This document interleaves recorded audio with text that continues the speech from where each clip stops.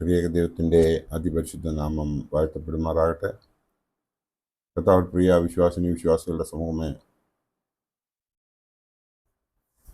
നിങ്ങളെ ഏവരെയും പ്രഭാതവചനത്തിലേക്ക് സ്വാഗതം ചെയ്യുന്നു.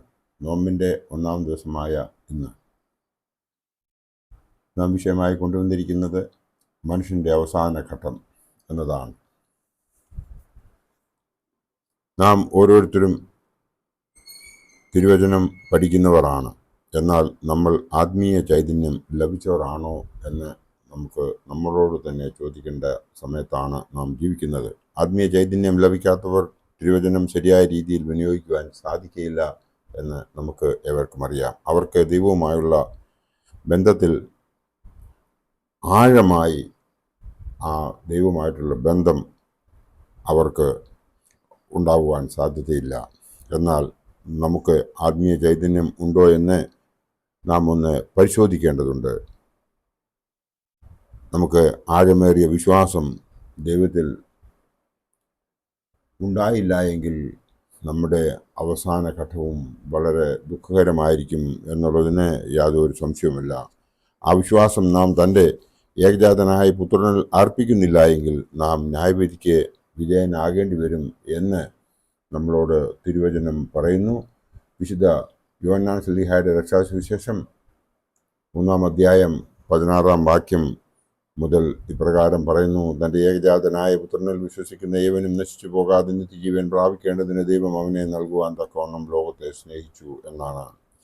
ദൈവം തൻ്റെ പുത്രനെ ലോകത്തിൽ അയച്ചത് ലോകത്തെ വിധിപ്പാനല്ല, ലോകം അവനാൽ രക്ഷിക്കപ്പെടുവാനത്രേ. അവനിൽ വിശ്വസിക്കുന്നവന് ന്യായവിധിയില്ല. വിശ്വസിക്കാത്തവന് ദൈവത്തിൻ്റെ ഏകജാതനായ പുത്രൻ്റെ നാമത്തിൽ വിശ്വസിക്കായികയാൽ ന്യായവിധി വന്നു കഴിഞ്ഞു എന്നാണ് പറയുന്നത്. നാം ഈ വചനത്തിലൂടെ കാണുന്നത് നമുക്ക് ന്യായവിധി ഉണ്ടാകാത്ത ഒരു ജീവിതം നയിക്കണം എന്ന് ഉള്ളതാണ്.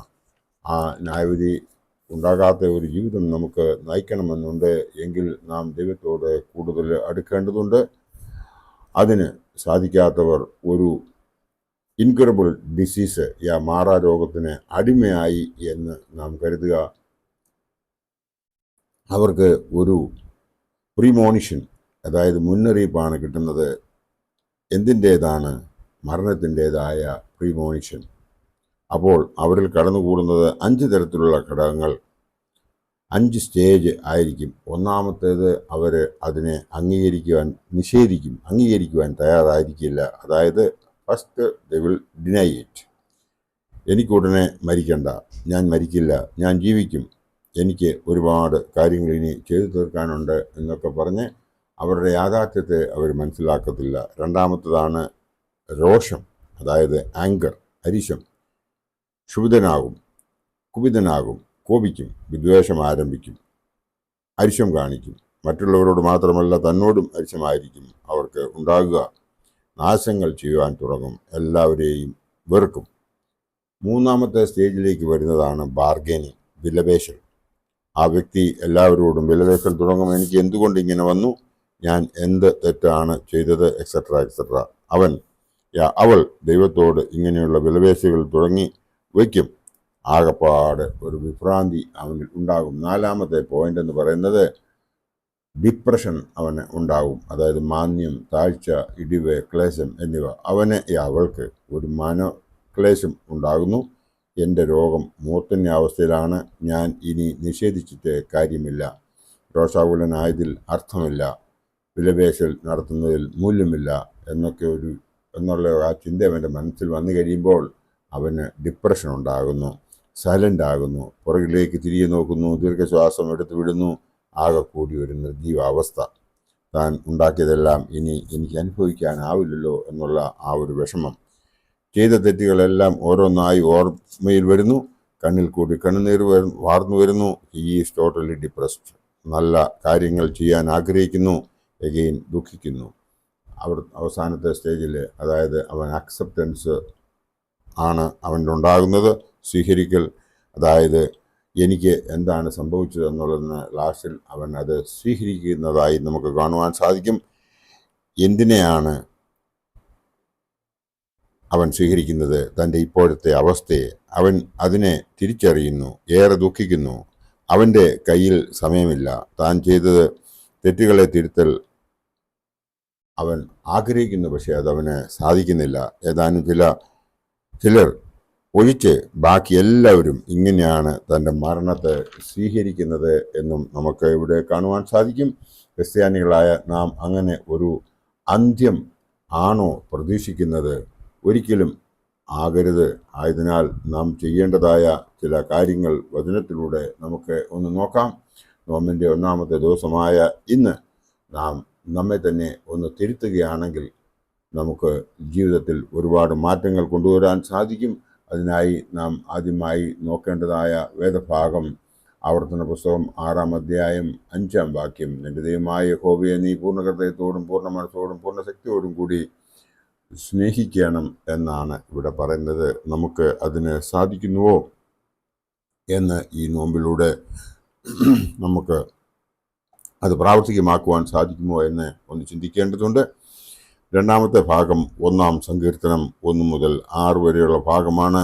ദുഷ്ടന്മാരുടെ ആലോചന പ്രകാരം നടക്കാതെയും പാപികളുടെ വഴിയിൽ നിൽക്കാതെയും പരിഹാസികളുടെ ഏർപ്പെടുത്തൽ ഇരിക്കാതെയും യഹോവയുടെ ന്യായപ്രമാണത്തിൽ സന്തോഷിച്ച് അവൻ്റെ ന്യായപ്രമാണത്തെ രാപ്പകൽ ധ്യാനിക്കുന്നവൻ ഭാഗ്യവാൻ എന്നാണ് ഇവിടെ പറയുന്നത്.